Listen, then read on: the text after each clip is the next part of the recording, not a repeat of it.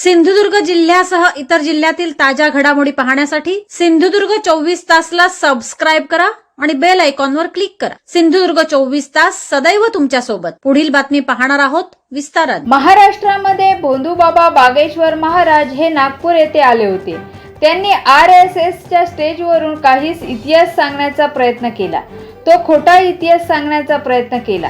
त्याच वेळी खरं म्हणजे त्या ठिकाणी या महाराष्ट्र राज्याचे मुख्यमंत्री देवेंद्र फडणवीस, संघ सरसंचालक मोहन भागवत आणि नितीन गडकरी होते। यांनी बागेश्वर महाराज यांना इतिहास सांगताना त्यांना रोखले पाहिजे होतं। आज महाराष्ट्रामध्ये भोंदूबाबा बागेश्वर महाराज या ठिकाणी आलेले होते आणि त्यांनी RSSच्या स्टेजवरून काही इतिहास सांगण्याचा प्रयत्न केला। तो खोटा इतिहास सांगण्याचा प्रयत्न केला। त्याच वेळी खरं म्हणजे त्या ठिकाणी ह्या महाराष्ट्र राज्याचे मुख्यमंत्री देवेंद्र फडणवीस, त्यामुळे सरसंघचालक मोहनजी भागवत आणि नितीनजी गडकरी होते आणि त्यांनी हा खरं म्हणजे इतिहास सांगताना त्यांना रोखलं पाहिजे होतं, पण त्यांना रोखलं गेलं नाही। तो इतिहास सांगण्यासाठी त्यांना प्रवृत्त केलं गेलं आणि त्या ठिकाणी चुकीचा इतिहास म्हणजे विकृत इतिहास, विकृतपणाचा कळस झाला आहे आणि हा विकृत इतिहास सांगण्याचा प्रयत्न केला गेला।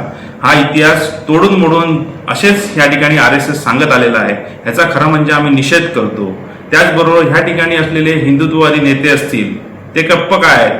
ह्या जिल्ह्याचे जे नेते हिंदुत्ववादी म्हणून महाराष्ट्रामध्ये फिरतात, ज्यांनी शिवराय हे आमचे महाराज आहेत असं त्या या ठिकाणी वल्गना केल्या होत्या आणि त्या ठिकाणी ते फिरतात, असे नेते आता गप्प काय आहेत? त्यांनी ती RSSची विचारधारा अंगीकृत केली आहे का?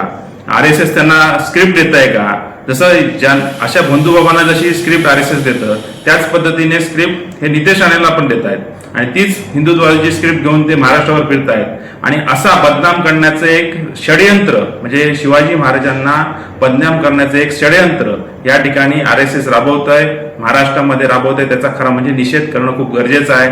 लोकांनी रस्त्यावर येऊन याचा निषेध केला पाहिजे आणि खरोखरच ह्या वक्तव्यावरती पुढे असे भोंदूबाबा जर आले या महाराष्ट्रामध्ये आणि शिवाजी महाराजांबद्दल अपमानकारक जर भाषा वापरली तर त्यांना रस्त्यावर फिरू न देण्याची भूमिका या ठिकाणी महाराष्ट्रातल्या जनतेने घेतली पाहिजे। सिंधुदुर्ग जिल्ह्यासह इतर जिल्ह्यातील ताज्या घडामोडी पाहण्यासाठी सिंधुदुर्ग 24 तासला सबस्क्राइब करा आणि बेल आयकॉनवर क्लिक करा। सिंधुदुर्ग 24 तास सदैव तुमच्या सोबत।